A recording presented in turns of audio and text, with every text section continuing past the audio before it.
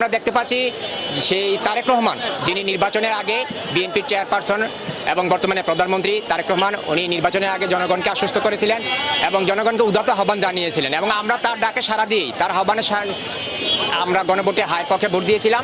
এখন নির্বাচনের পরে ওনারা সংসদে গিয়ে সেই গণভোটকে নিয়ে ওনারা দ্বিমত পোষণ করতেছেন এবং এবং এই জুলাই সনদ বাস্তবায়ন এবং রাষ্ট্র সংস্কারের যে 16টা ধারা ছিল জনগুরুত্বপূর্ণ সেগুলি তারা এখন টালবাহানা করতেছেন বা অস্বীকারই ধরা যায় করতেছেন।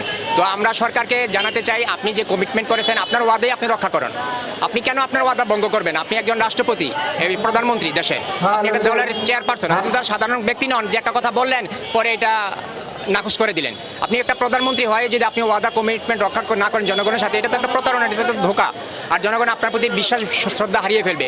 আপনার বাবা এই দেশে প্রধান প্রেসিডেন্ট ছিলেন, সফল প্রেসিডেন্ট ছিলেন, আপনার মাতা 3বারের প্রধানমন্ত্রী ছিলেন, আপনি তার সুযোগ্য পুত্র, আপনি এবারের প্রধানমন্ত্রী, আগামী বাংলাদেশের কর্ণধার। জাতি আপনার কাছে ভালো কিছু প্রত্যাশা করে।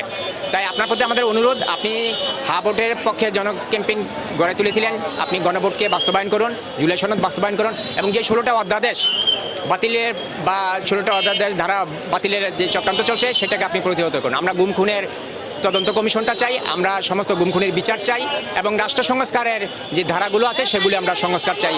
এই জন্যে আমরা আজকে এখানে সমবেত হয়েছি 11 দলীয় জোটের পক্ষ থেকে সরকারকে একটা আহ্বান জানানোর জন্য জুলাই সনদ বাস্তবায়ন করা হোক, গণভোটকে মেনে নেওয়া হোক এবং যে 16টা অধ্যাদেশ বাতিল করতে চাচ্ছে সেগুলি যেন বাতিল না করে বাস্তবায়ন করে এবং রাষ্ট্রটাকে যেন একটা সংস্কারের মাধ্যমে সুশৃঙ্খল একটা রাষ্ট্রে পরিণত করা হয়। আমরা সেই প্রত্যাশা নিয়েই এখানে এসেছি। ধন্যবাদ।